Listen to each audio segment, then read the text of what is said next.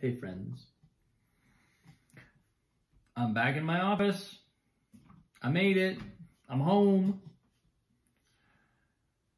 After a wild ride. My God, what a whirlwind. What an incredible trip. What an incredible project.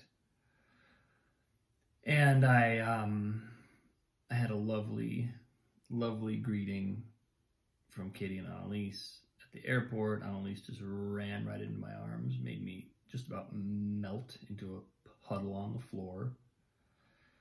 So happy to be home and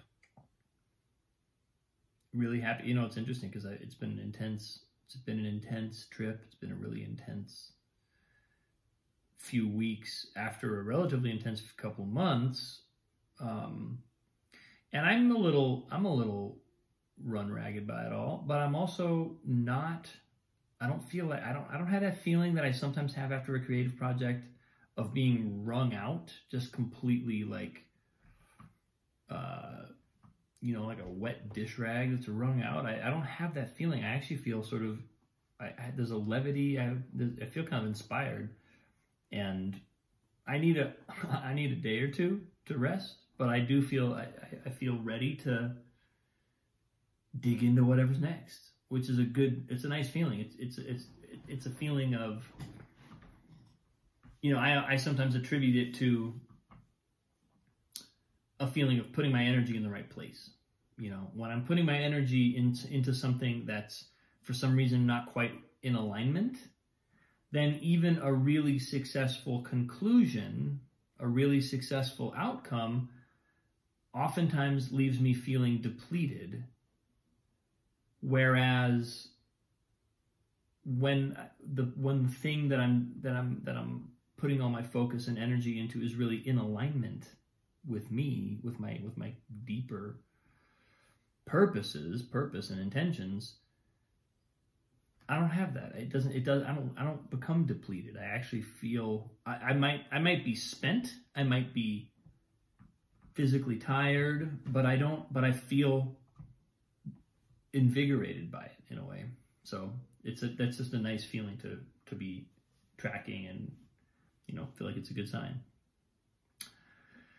What I have had come up today, I had a really interesting experience, and without going into any specifics, I basically was in a situation where I kind of gave myself to a situation in as open-hearted and generous a way as I could, as I kind of knew how. And I got some feedback that felt, you know, it was critical feedback, but it felt a little bit, I don't know, I think maybe mean-spirited is overstating it, but it felt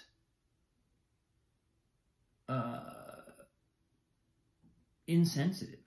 It felt like a power play. Is what it felt like. And it was interesting because I sort of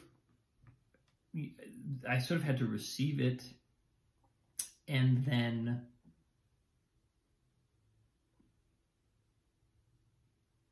find my way of responding to it and trying to take what was helpful about it and kind of disentangle what I felt, what in my perception anyway was a kind of unhelpful intention from my ability to make use of the feedback, right? That's the hard part when we're in a situation like that, is like, okay, I can make this experience all about judging the other person's intention for how they're approaching me, but I have no control over that.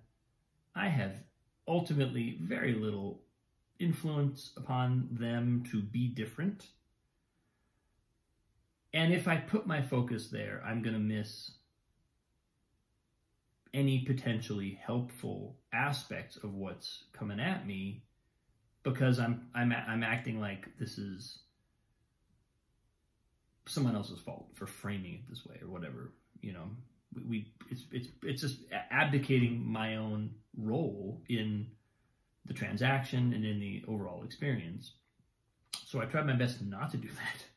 Tried my best to sort of digest what was being said and take it in a way that was that could somehow lead me to a fruitful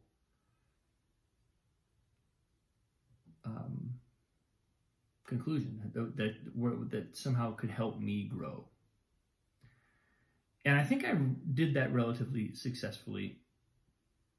You know, there were definitely some things that I was able to see as a result of the feedback that I think I would have had trouble maybe being conscious of if it hadn't been for that. So that was good. That was all, you know, it feels a little bit like alchemy when you're getting energy that feels somehow just kind of out of sync. Like, why is this coming at me? You know, especially if we feel like we've extended ourselves, or we've been as generous as we can, or we've been as sensitive as we can, and the feedback is sort of like cutting us down in a way that feels unnecessary, or feels like where is this coming from? But when we can convert that, because of course that's only our own ego, you know, ultimately my authentic self is untouched by the feedback. It's not like it can be damaged or hurt. Only my ego can get butthurt about, you know, some mismatch in personal intentions. But when we can take that and sort of either absorb it in a helpful way, absorb the helpful aspects of it, and also learn to kind of seal our own kind of deeper sensitive heart. It's not that we want to seal it from that potentially harmful influence, because if we go down that road, we end up with a bunch of armor. We end up just having a lot of defenses in case those things would ever happen to us.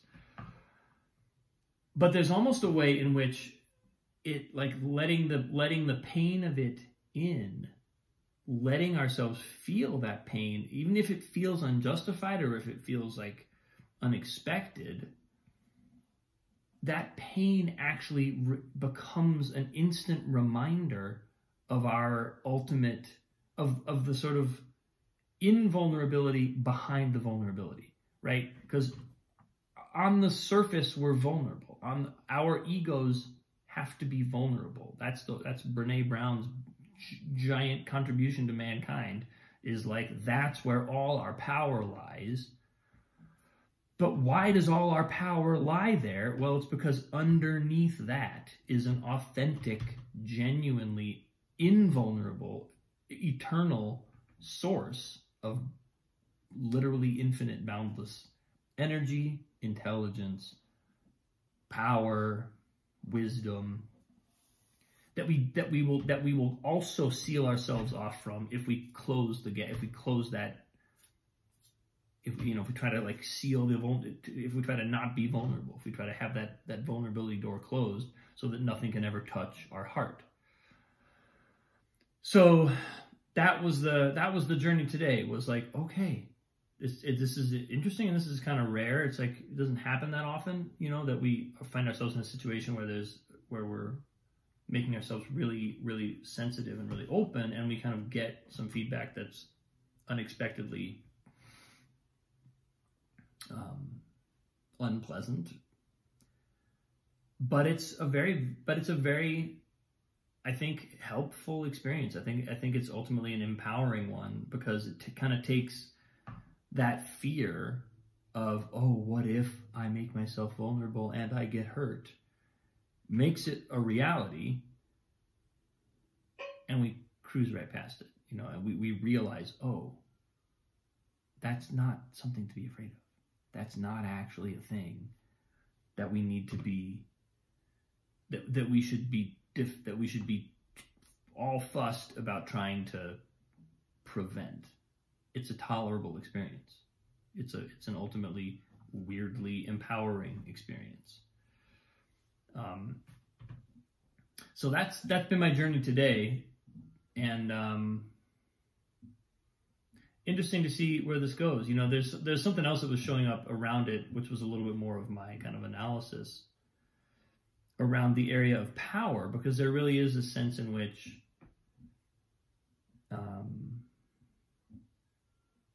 anyway, again, without going into specifics, there's a sense in which we know when someone's trying to have power over us. We can just sense it.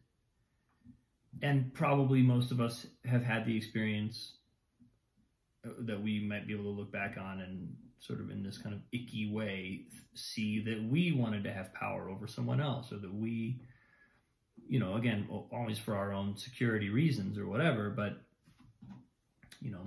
maybe we've had that, maybe we've been that person before. And what really kind of flashed for me and showed up today is that there's a real, I forget where this comes from, but there's a book that Katie was reading on leadership and the different kinds of power in leadership. And I think there are 4, but I only remember 3. It's power to, in other words, power to do something, have something, create something.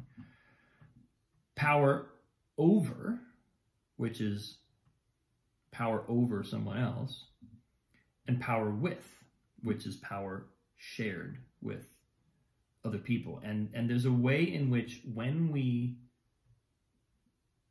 power over is the one that the ego often thinks is what it needs in order to be safe. Because if the ego has power over other people,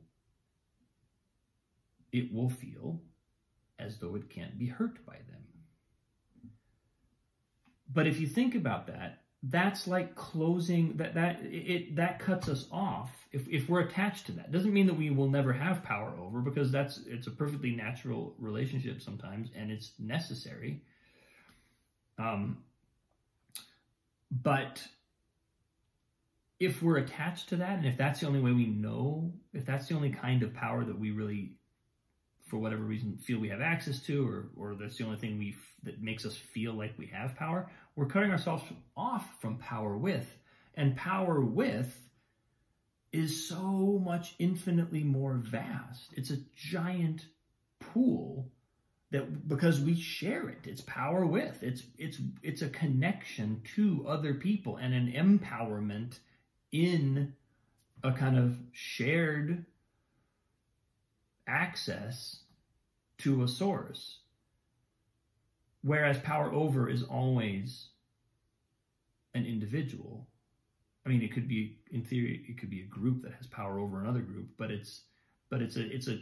you're drawing a smaller circle. If power with is like the ocean, power over is like trying to be the biggest drop in the ocean. But what is the biggest drop in the ocean compared to the ocean? Don't we want to maybe not focus so much on being the biggest drop and let ourselves share the power of the entire ocean?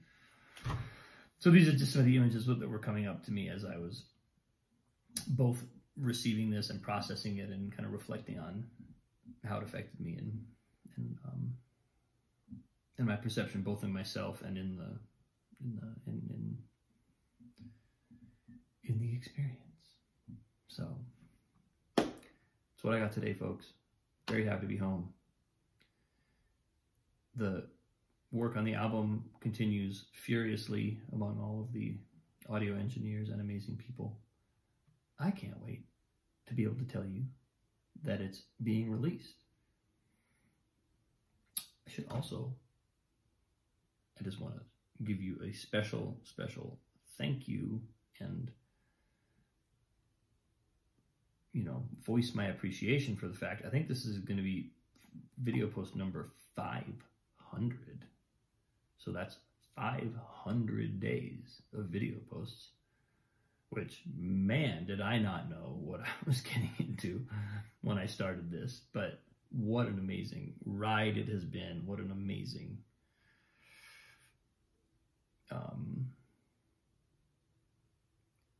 totally beyond anything I could have imagined when I started.